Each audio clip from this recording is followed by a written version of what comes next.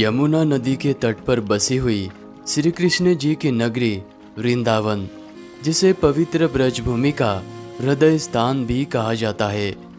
कंस के बढ़ते हुए अत्याचारों को देखकर भगवान श्री कृष्ण जी बचपन में अपने परिवार के साथ में वृंदावन में बस गए थे। वृंदावन के कनकन में भगवान श्री कृष्ण और राधा रानी का साक्षात निवास है।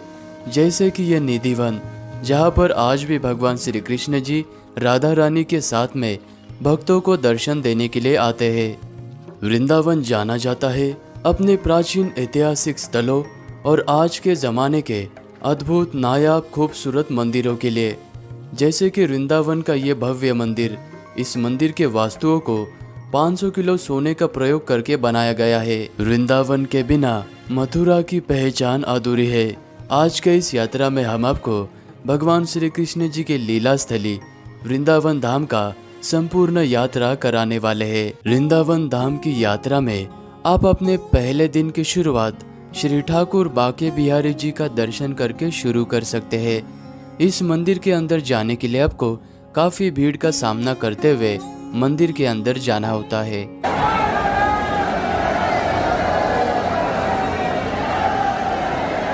श्री स्वामी हरिदास जी ने 12 साल निधिवन में तपस्या करके ठाकुर जी को अपने मन से प्रकट किया था।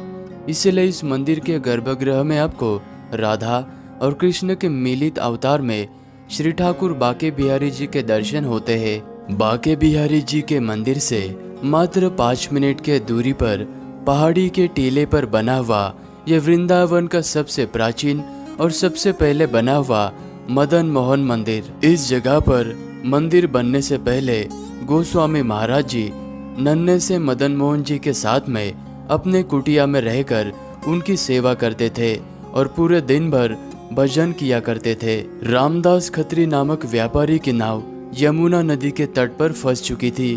तब उन्होंने 5 साल के नन्हे से मदन मोहन जी को प्रार्थना करके अपनी नाव बाहर निकाली।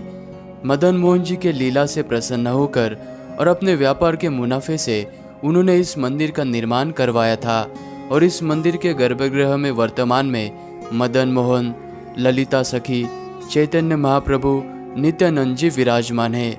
यह मंदिर सुबह 7 बजे से लेकर रात के 9 बजे तक खुला रहता है और इस जगह पर भगवान जी के दर्शन दोपहर को 12 बजे से लेकर शाम के 4 बजे तक बंद रहते हैं। तो इस बात को आप जरूर याद रखना। वृंदावन की कुंज गलियों से चलते हुए अभी हम राधा वल्लभ लाल जी के मंदिर में पहुंच चुके हैं और इस मंदिर का निर्माण श्री हित हरिवंश महाप्रभु जी ने आज से 500 साल पहले करवाया था। तब इस जगह पर बहुत ही घना जंगल हुआ करता था और जब हम मंदिर के भीतर पहुंचे तो यहाँ पर हमें आरती में शामिल होने का मौका मिला।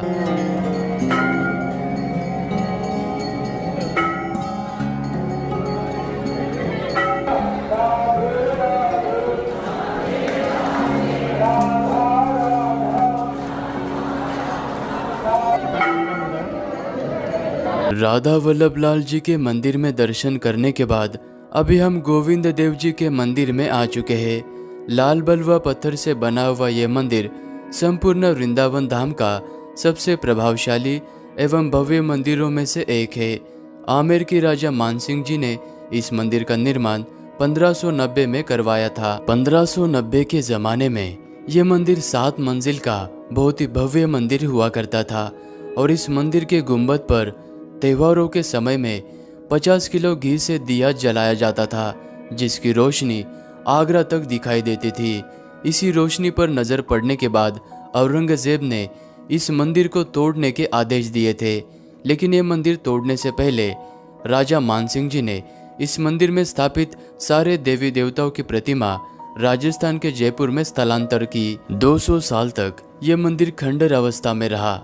बाद में 1850 में अंग्रेजों के ज़माने में इस मंदिर के अंदर पुनः मूर्तियों को स्थापन किया गया और वर्तमान समय में आपको गिरिधारी गोविंद जी, चैतन्य महाप्रभु, नित्यानंद जी, राधा कृष्ण और जगन्नाथ जी के दर्शन होते हैं। श्री कृष्ण जी ने 16,801 रूप लेकर तुलसी वन में महारास रचाया था।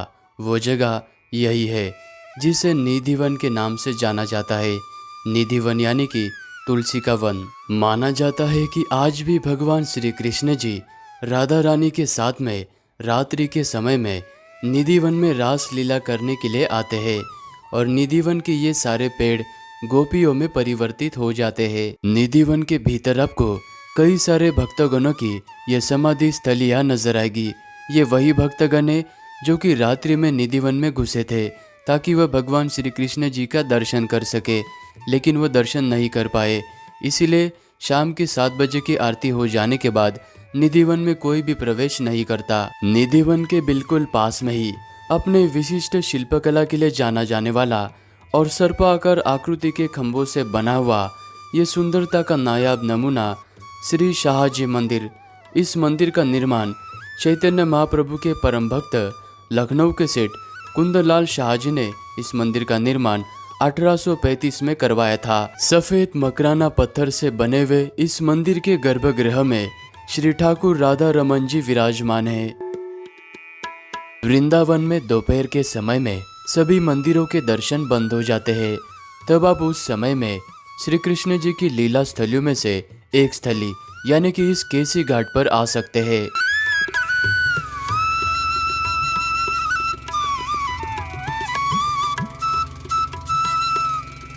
यमुना नदी के इसी केसी घाट पर नन्हे से बाल कृष्ण जी ने केसी नामक दैत्य का वध किया था और यहाँ पर शाम को यमुना मैया की आरती होती है, तो आप उस आरती में भी शामिल होने आ सकते हैं। अभी हम वृंदावन धाम के सबसे बड़े रंगनाथ जी के मंदिर में आ चुके हैं। इस मंदिर का निर्माण 1845 में लक्ष्मी चंद्र जैन जी के द्वारा पुत्र प्राप्ति के खुशी में निर्माण कराया था। रंगनाथ जी के मंदिर में जाने के लिए 7 बड़े भव्य प्रवेश द्वार है और इस लक्ष्मी प्रवेश द्वार से अंदर जाने के बाद सबसे पहले आपको रंग बिहारी जी यानी कि रंगनाथ जी शयन मुद्रा में दर्शन देते हुए नजर आएंगे और गर्भगृह के अंदर गुरुदेवी और महालक्ष्मी जी भी विराजमान है और गर्भगृह के सामने ये सुंदर नक्काशीदार आपको मंडप भी नजर आएगा। रंगनाथ जी के मुख्य गर्भगृह में जाने से पहले इस मंडप के बाहर आपको 490 किलो का ये सोने का स्तंभ नजर आएगा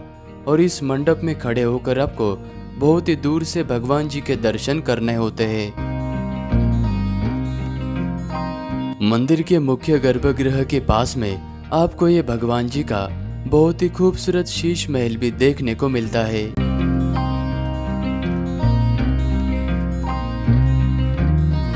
वृंदावन धाम में शाम का समय होते ही वृंदावन में स्थित सभी भक्तगण इस प्रेम मंदिर में आना पसंद करते हैं, क्योंकि शाम के समय में यहाँ पर लेजर लाइट्स के वजह से ये मंदिर बहुत ही खूबसूरत नजर आता है। श्री कृष्ण जी के परम भक्त जगत गुरु कृपालुदास महाराज जी ने इस प्रेम मंदिर का निर्माण कराया था।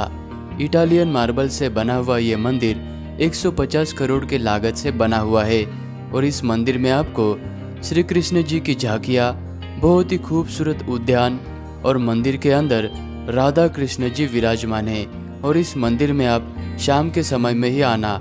शाम को यह मंदिर 4 बजे से लेकर रात के 8 बजे तक भक्तों के लिए खुला रहता है। वृंदावन की यात्रा में मैंने अपने दूसरे दिन की शुरुआत शिव जी के इस गोपेश्वर महादेव के मंदिर से की। शिव जी ने महाराज देखने की लालसा से यमुना मैया के आशीर्वाद से गोपी का रूप धारण करके वो महाराज देखने के लिए चले गए थे। अगर आप वृंदावन आते हो और गोपेश्वर महादेव जी का दर्शन नहीं करते हो तो आपके वृंदावन की यात्रा अधूरी मानी जाएगी। तो यहाँ पर भी आप दर्शन जरूर करना।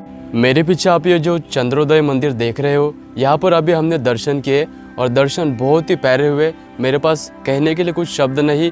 और यह चंद्रोदय मंदिर प्रेम मंदिर से 4 किलोमीटर के दूरी पर स्थित है और इस मंदिर का निर्माण कार्य अभी भी चल रहा है। यह मंदिर बहुत ही बड़ा और बहुत ही भव्य बनने वाला है। चंद्रोदय मंदिर से 1.5 किलोमीटर के दूरी पर यह बहुत ही खूबसूरत प्रियकांत जू मंदिर स्थित है।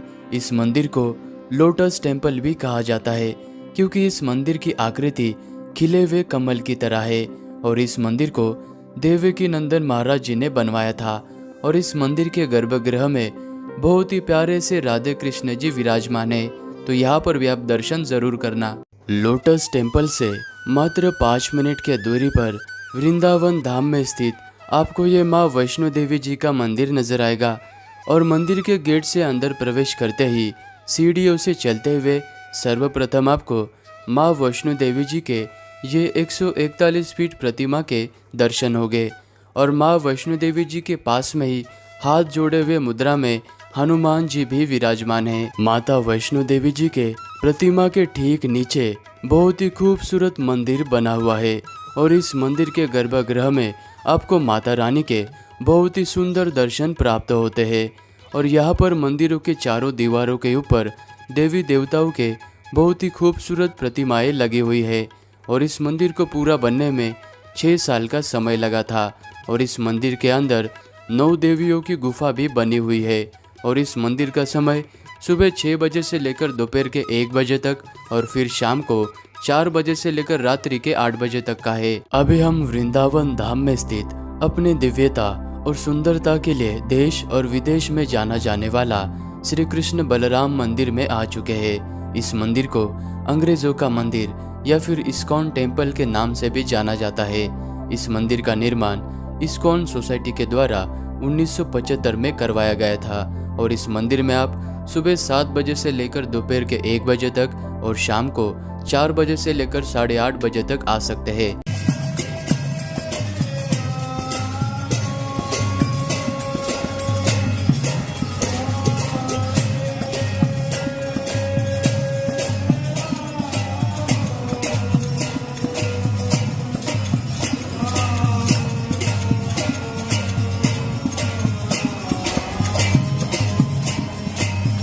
अगर आप वृंदावन की यात्रा में आते हो तो यहाँ के इस राधा रमन जी के मंदिर में दर्शन जरूर करना, क्योंकि यहाँ पर दर्शन करने के बाद श्री गोविंद देव जी, श्री गोपीनाथ जी और मदन मोहन जी के दर्शन करने का फल प्राप्त होता है। हरे राम राम राम हरे हरे। वृंदावन के पवित्र भूमि पर इस मंदिर को जयपुर मंदिर के नाम से जाना जाता है। राजस्थानी शैली में बना ये मंदिर जयपुर के महाराजा सवाई माधव सिंह जी ने अपने गुरु के प्रसन्नता में इस मंदिर का निर्माण कराया था। इस मंदिर के भीतर आते ही आपको ऐसा एहसास होगा कि मानो आप किसी राजा के राजमहल में आ चुके हैं। इस मंदिर का गर्भगृह बहुत ही विशाल है और यहाँ पर राधा माधव जी के साथ में ही अन्य देवी देवता विराजमान है। जयपुर मंदिर से मात्र 5 मिनट के दूरी पर ये पागल बाबा जी का मंदिर स्थित है। सफेद संगमरमर से बना हुआ ये मंदिर 1979 में महाकाली जी के परम भक्त संत लीलानंद जी ने बनवाया था। संत लीलानंद जी ठाकुर भक्ति में इतने लीन रहा करते थे तो लोग उन्हें इस कारण से पागल बाबा कहते थे। ये मंदिर 9 मंजिल का बना हुआ है और इसके हर मंजिल पर देवी देवता विराजमान हैं और यहाँ पर आपको बहुत ही अद्भुत झांकियाँ भी देखने को मिलती है। समय मिलने पर यहाँ पर भी आप ज़रूर आना। हमारी वृंदावन की यात्रा यहीं पर समाप्त होती है। अगर मेरा ये वीडियो आपको अच्छा लगा तो वीडियो को लाइक करना, कमेंट भी ज़रूर करना और मिलते हैं आपको अगली यात्रा में।